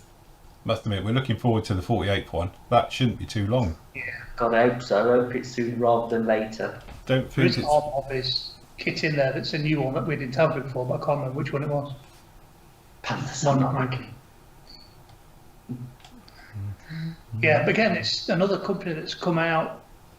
Yeah, it's sort of just knocked it out of the ballpark, haven't they, for a new company and sort of real nice. Yeah. Mm. If you're into sponsor in second. Very nice. Been wrong with 72 still. Cool. What was the other thing? I think Bandai. that's it. We're just going to say, obviously, we said on Wednesday about restock next week from. Bandai. We're going to talk about Bandai. We're going to talk about Bandai and now Tiger One here, because I've been borrowed this from Gary at Tiger Robbie's. He gave it me on Saturday to show. And Yeah. we've mentioned before with Bandai, haven't we, that if they did go down a certain route, Yes, other companies would be in trouble. definitely. Now, bear in mind, you've scale mated this, haven't you? This is from 1972. I like this stick now. Yeah, he's got a pointer. Jesus, he's got a pointer. And it's got an interior and everything. It's 148. They did a line of 148 kits back in the day, which you can see. You can still find them on eBay and stuff like that. But yeah, it's got an interior and everything. And why they ever stopped doing this side of it and went on to what they were doing, I don't know. But like I say, I think from other companies' point of view, it's probably a good job they did, because the way they progressed and what they produced, they'd be. Considering it's nearly 40 years old, Yeah. looking at it in the box, it's quite a nice kit. 50, nearly 50-year-old. When did it come out? 72. Just years. Well, yeah, it's yeah. I'll flick the overhead on, Andy. Yeah, can stick do- your overhead you on. can do the honours, because we'll show it, and it's not for sale, so don't nobody start saying I want it. It's not even our kit. That's not even mine.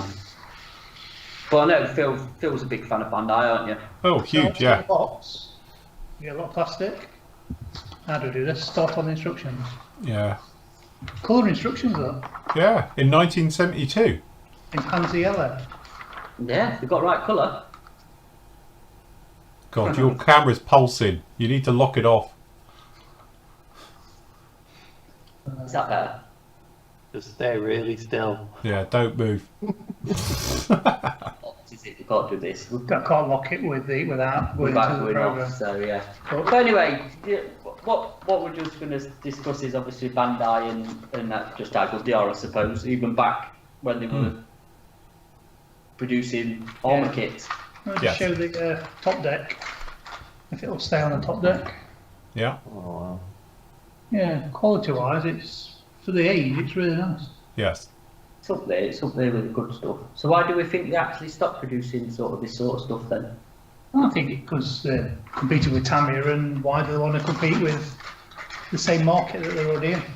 Well, that's 48, with Tamiya doing 35th at the time. Yeah. You gotta wonder, haven't you, why they stopped? Hmm. Do you think it was It's just all- home market stuff was not there for that, and they went down the other route of sci-fi, you know, Yeah. the Gundam and all that sort of stuff. Yeah, it's really nice. Maybe they could do this or Gundam, and they just decided to go that way. But when did Gundam get big? That got to be the 80s, surely, when like Transformers and stuff were out. Would you say? Thought so. Yeah, but don't forget, Talking of 80s things, sorry, have you seen He-Man's coming back out on Netflix? Yeah. God. Well, seriously, it looks really good. What was his cat called? Cringer. Cringer, that was it. Yes. Battle Cat. Battle Cat, yeah. It changed. Look at the weld. I can see it on camera not, but even like the weld seams Hmm. on the turret, yeah, look really good. This must have been revolutionary back in 1972. Yeah, I think it probably would have been. Yeah. Now, do you think what other companies are putting out in 1972? Yeah. I think what all the companies are putting back in 2021. Yeah. And he's itching to build it, and it's not his He kit. is. It's from the museum archive. Left us being One of our suppliers. Make him an offer. If anyone's reboxed it. No, I don't think they have. Bandai, apart from the Star Wars kits, I don't think they've ever been reboxed. Have they, Phil? Do you know? I don't think so. No. Does anybody know on chat if Bandai's ever been reboxed by anybody else? Can't think of any Ah, occasion. Very much their own company, aren't they? Yeah. Literally. Yeah. I mean, to be fair, looking at it, the way it goes together, it's an old school, typical Yeah. King Tiger, but yeah, that puts the value down. Part started, that's it. Not the value on. Was that one piece bomb? Have a look on the instructions. Yeah, that's a one piece mold. Yeah, looks it. Good Looks it. for its age, then, wouldn't it? Put a bit of nostalgia in it, you know. It's I don't know how readily available Bandai were over here as well, to be honest. If he was a importer back in the 70s, don't know. Maybe it was just like the business has only got a finite amount of resources, so they've made a choice.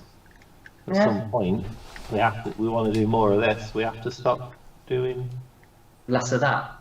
Yes. the old opportunity cost. You would like to see him though actually tackle a mainstream.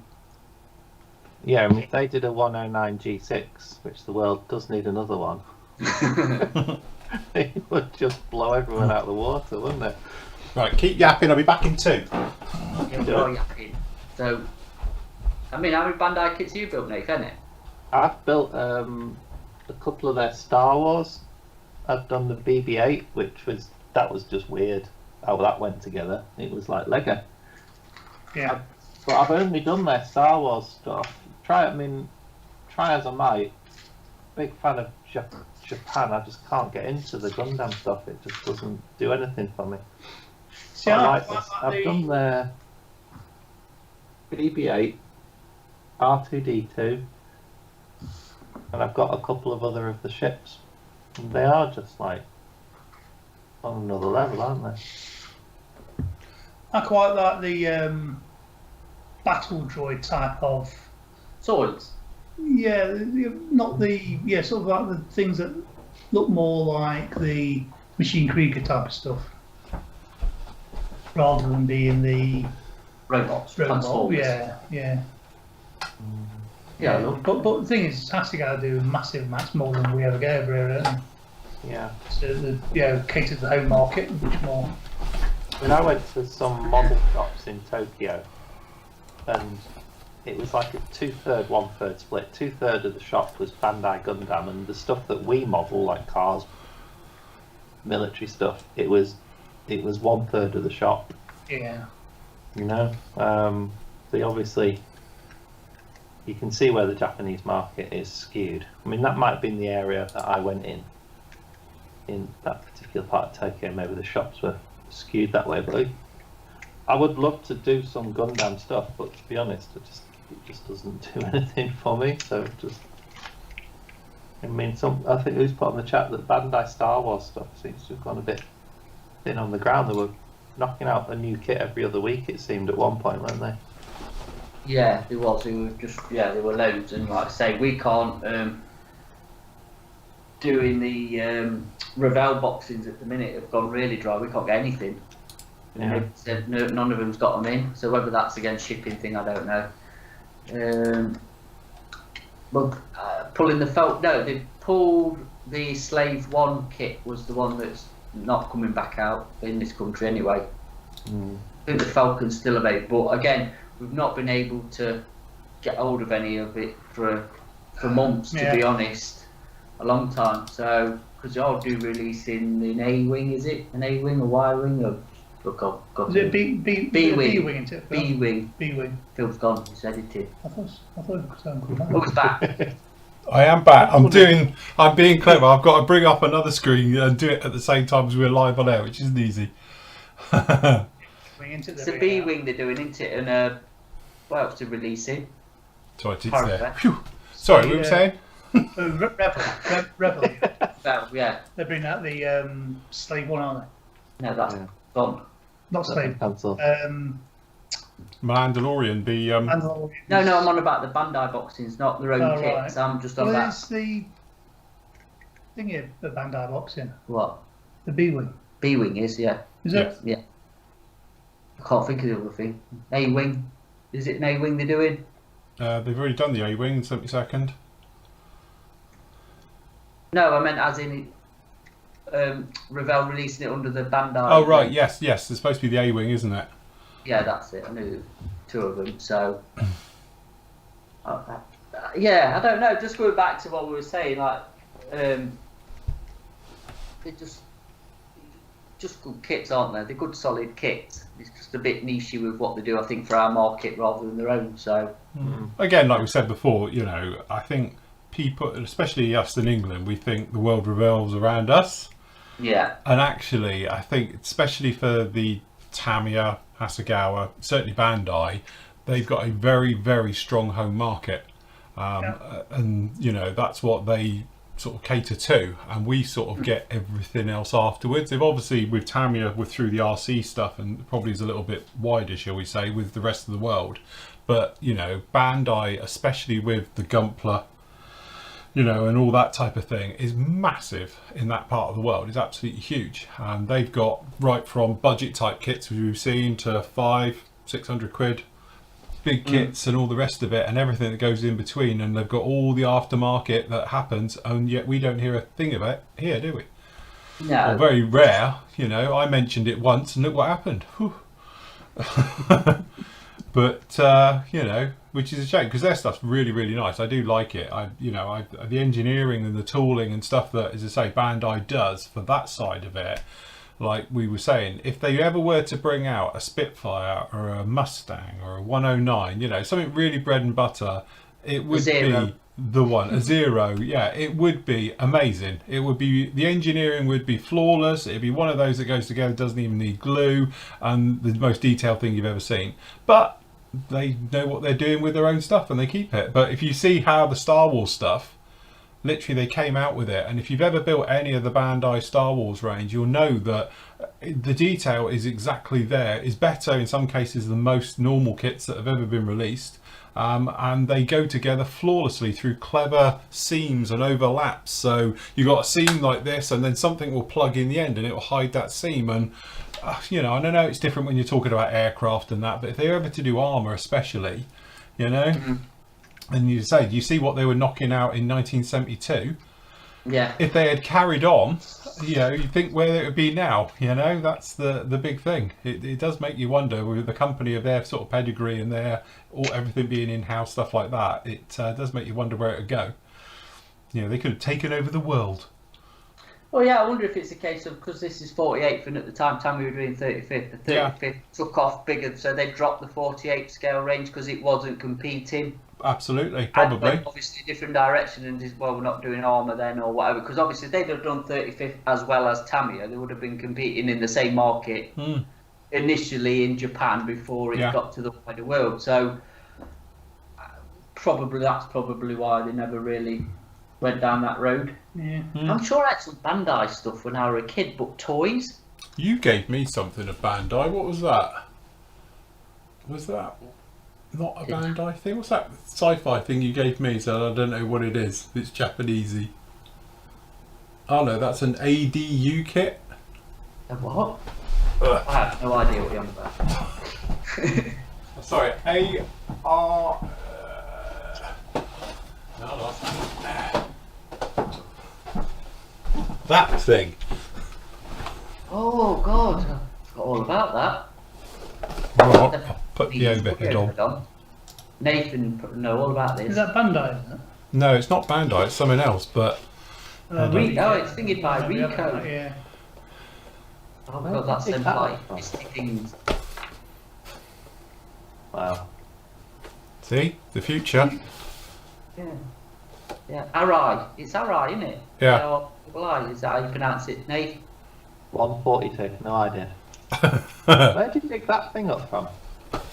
Where did I get it from? Yeah. No idea. eBay probably. Yeah, eBay. Quite basic instructions. Yeah, to build it. Yeah, that's the same. Put a vote up for Phil's mate. Yeah, yeah. Next video build. You can make it all sorts of different things. Yeah, that's it. But yeah, What's still sealed. What's Phil paint on the sprue?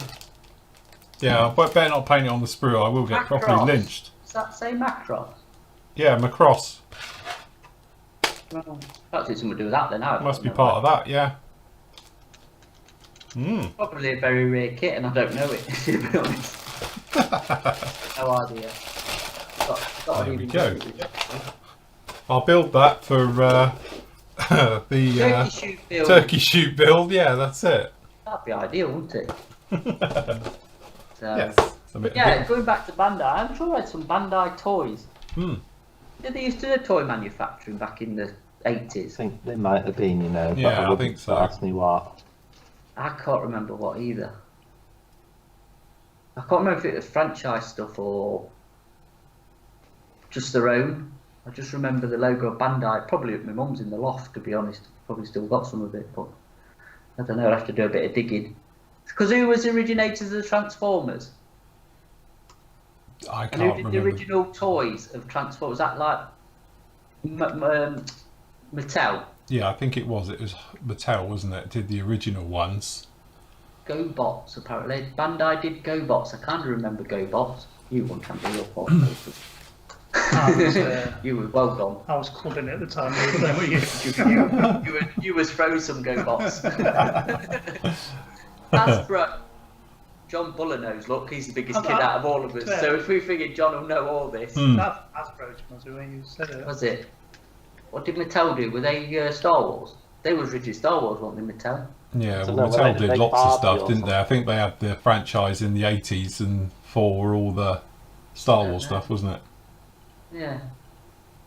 Don't know.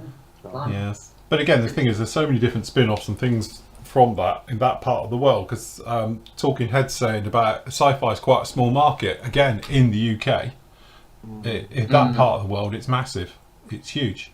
It's So- huge. You know? I remember. I read that. Actually. Kenner, that was it. Yes, quite right. Who? Kenner? Aero Smudge. Star Wars was Kenner. It was Kenner. Kenner Toys, wasn't it? I remember the advert. Just come flashback now. Yeah. You've got to watch Toy Polloy and his channel, because he's very good at restoring stuff. Yes. He's all right. He's a good lad. And he's down your neck of the woods. I think it's Somerset. Is it Oh, is Somerset or Gloucester? He's round there, I think. Yeah. He gets a lot of flack as well from the purists. Yes. Bandai did a 124.0, and do you know what? I had that kit. Hmm. And I sold it. I had it long before this. Another eBay purchase on a whim. And I sold it. But actually, it was very nice. All right. For the age, again, it was 70s, I think. They were perhaps late 70s, if I remember. Well, yeah. Interesting. Indeed. So, but I think it's just one of those things. Again, we were talking about it. I think regions, as I say, you get the Japanese market, the Korean market has theirs. Everywhere has their slight little thing. I thought you talked about the north and south, as in What, northern modelers? The divide. The big divide. The divide, yeah. He'd be quite as outnumbered, isn't he? 3-1 today. yeah, true. He's John on. Hasbro had the rights to distribute the original Transformers toys, and they were made by Takara. 1971. Was that when it was? That Zero from Bandai. That's before that then. Yeah. So they obviously did go down that route first. They were obviously playing around with it and then just moved off. Yeah. Well, but you know, I know they had the market, wasn't it? They pioneered a lot of the stuff. So yes. Yeah.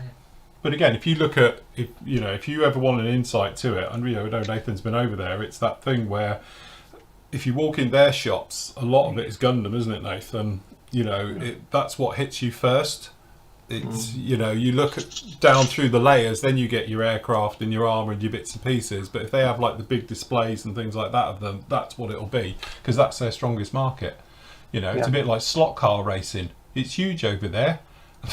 You know, so Yeah, it's massive. They did the traction engine film, remember? yes, yeah, which is really sought after. Yeah, apparently they did a 124 109, Nate. And Are you Googling? yeah, Okay. so Dictionary corners on it. Mustang as well. 124 P51 or an actual Ford Mustang. Like John's saying about the Stereos version of the TSR2 they did, that was more of a problem. So they did it a separate way to get a second boxing, wasn't it? Because you could build the original TSR2 in 72nd out of that kit. It was all in there, just it couldn't be advertised with it.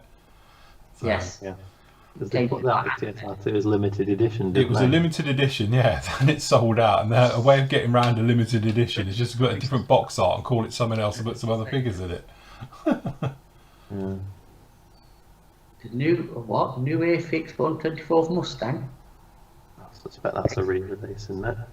I was going to say, is that like Big Beautiful Doll again? Are they re-releasing that kit? I don't think they are. It's not been in the catalogue, has it? Huh? You just showed me that Bandai Zero. Recessed panel lines with raised rivets. Oh, Our state of the art, would that that be would have been, nice? yeah, you think, especially back in that day. See, they're pioneers, aren't they? Yeah. Interesting. Show the camera. Can buy it I'll see from there. from Bandai 124 P51. Gold.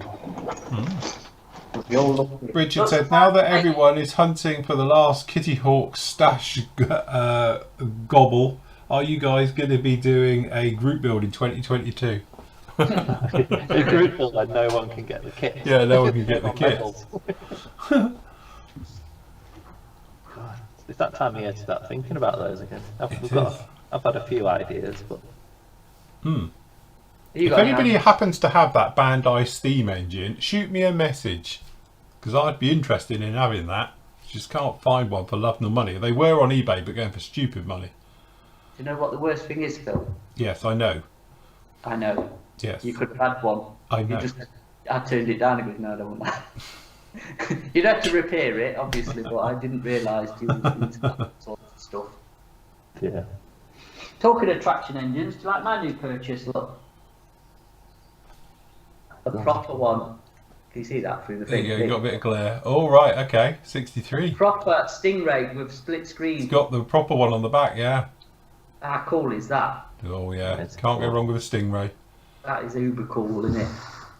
Hey, traction engine. Oh my god. How much? A lot.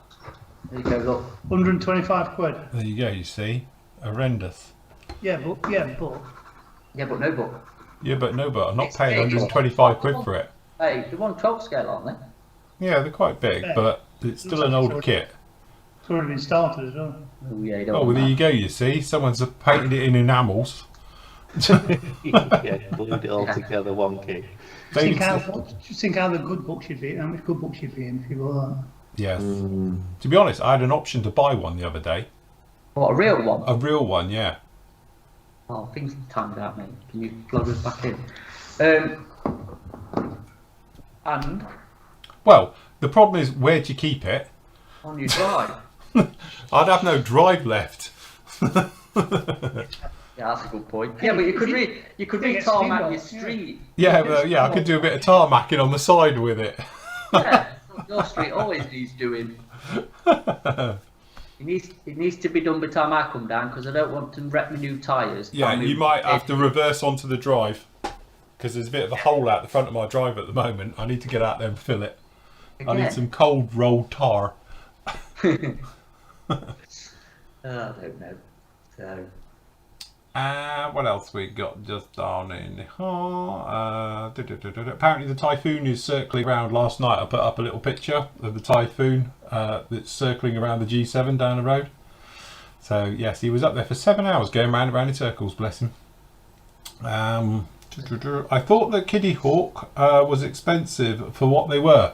No, I will stand by them. I don't think they were. Clearly they've gone out of business because they've got no money. So they weren't making that much money. That's the problem. So, you know, like I've said before, I will say it publicly, companies need to make money. You can't just do it at cost because you've got no way then of having any sort of fat on you for things like COVID coming along. If if you've got a bit of money in the company, you can weather storms, you can have delays and shipment delays because you've got the money. But if you haven't, you're stuffed. And that's a good one to it, let alone R&D, research and development, putting money into new things, experimental things, trying new things. If you don't make any money, you can't do it. So I know everybody wants everything for now and everything is a bargain, but sometimes it does need to make a little bit of money, just give the company a little bit of fat. yeah, absolutely.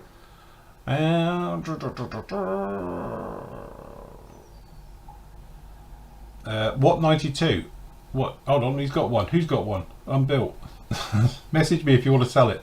Don't be surprised the media talking about a surge in depressions in 2022 with the Kitty Hawks all gone.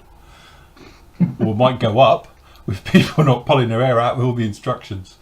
Why is that suddenly just jumped up? Apparently you've just got 1,301 people watching. Probably a glitch.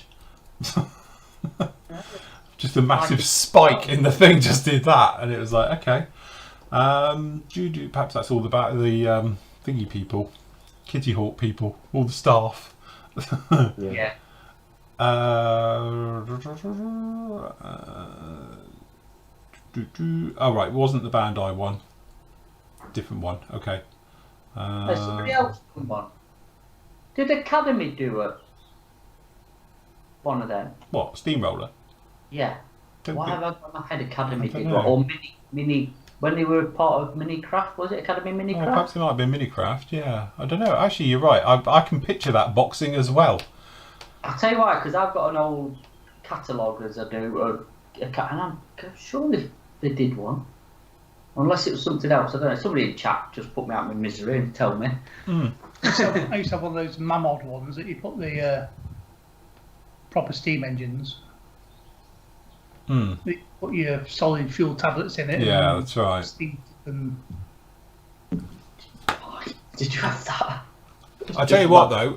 Really random. Talking of steam engines, you can buy, because I saw one. I thought, oh, that's not bad. It's only £7,000, right? Bearing in mind, it's £7,000. It's only that big. But that's one of those ones. You put those tablets in it, Yeah.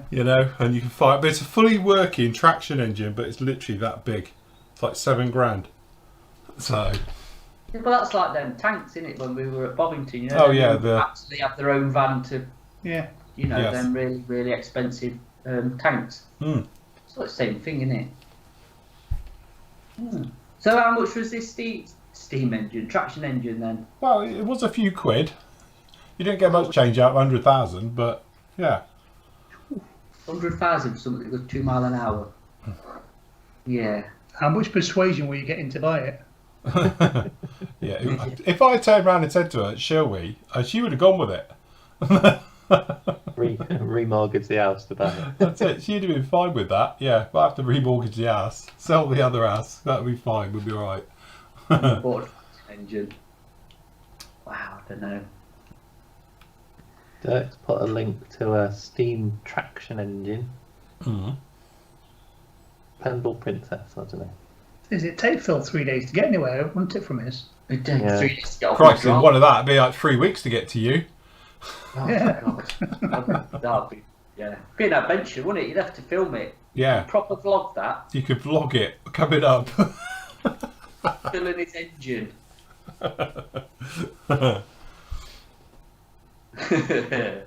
Yeah. Cost an absolute fortune, I'm wouldn't trying it? to think how you'd even get from Phil's to ours. A38. Yeah, you come out the A38, wouldn't you? Go to use it? Can Yeah, you because use it's it? an A road. Yeah, you won't be able to take it up the M5. No. Would you? Yeah, I'd have to go out the A38 all the way up, Would wouldn't have A38 and oh god, you'd be ran B roads and all sorts. And how fast? What's the top speed of one? you? Not a lot. I could do some modelling as we're coming up. Streaming live. You'd be like Fred Dibner. Yeah, that's Yeah. right. Yeah, absolutely. Make your tea and do your sausage and bacon on your Yeah, shovel. that's it. A breakfast en route. Yeah. Apart from him taking 3 days or 3 months to get here, he'd also have cholesterol through the roof for his fry-ups. Yeah, this is it. Cough I bet they're up. actually hard work to Yes. Well, you have to. go in and to maintain. Well, and also up. don't forget, you have to sort of get them going hours before you go Yeah. anywhere. Because they Warm have to them come up. up. Yeah. So. Surely a Shire horse is more reliable. I would have thought so, but it does shit less. Well, I don't know. There's I don't know. probably, yeah. But down here, there's a bit of a thing going on at the moment about the horses on the beach. Because obviously you can't take your dog on a beach, but you can take a horse and they crap a lot more. Just saying. They have got a point, these people. People complaining about a dog having a dump. What about a horse? Different, isn't It's it? different. There's protein in it. Yeah, that's it. You take it home for your roses. Vegans, aren't they? So, Tom said he had one that he put meths in. what? That could be a loaded question. Fiscal man. Yeah. How long was this video for the end then, Phil? Yes, it's only about 3 minutes. I don't know if it's going to work yet. I've done something I've never tried before, but I was in preview mode loading it through the system. I've never done it whilst we were live on air, so there we go. We'll see if it works. Are Mr. Hobby acrylics better than Tamiya's? Mr. Hobby acrylics better than they're pretty Pretty much much they're about the aren't they? same. The only It thing just is I got- find is that the Mr. Hobby ones have that sort of eggshell effect more because they tend to be more satin and glosses in their range. Yeah, It work well if you use rapid. rapid thinners. Rapid drying thinners, yes. Yeah, that doesn't seem to really take the edge off them. Because the last time I used them was on the VC10 for the barley grey. Yes, it was. Mm. Yeah, But yeah, they are. They're sort of like they do a better range than Tamiya. Hmm. But yeah, I like it. painting wise, mixing wise, yeah they're all right. yeah, exactly the same. They're as pretty foolproof, really. I Yeah. think. Mm. So The thing is, back in the day, wasn't it? It was the great thing with the Guns hobby range was that they did all the colours. Yeah. You know, and where Tamiya, you're very limited in the range. They did pretty much everyone, apart from Russian, wasn't it? Russian was always the weak spot with them because they didn't do many Russian colours. still don't, do they? No, I don't think so. But again, they don't seem to release many colours at all, do they? Occasional changes to things, but Yeah, no, not really. They're not really added to the range.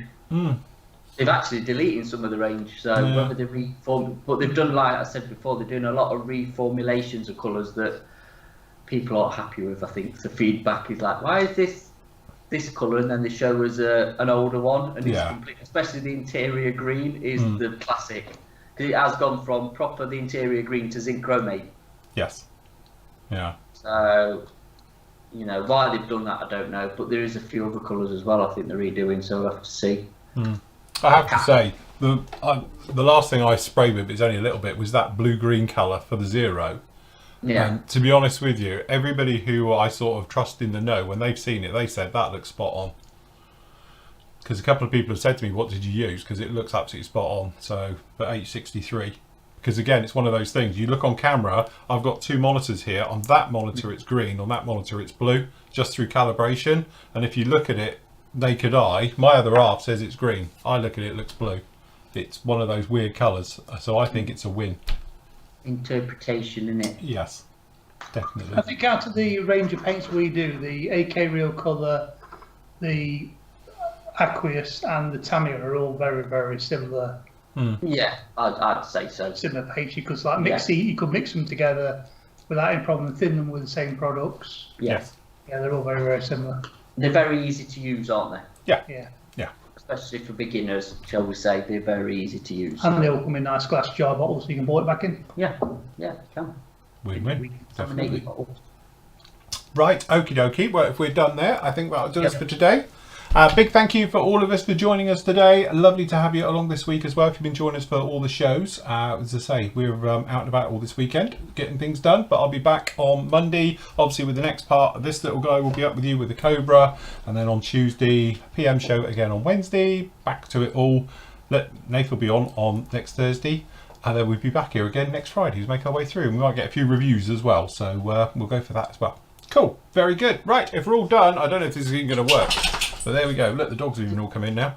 Right. Okay then, guys. Happy modelling. Take care. Say goodbye, everybody. We're out of here. Bye. Cheers. Bye.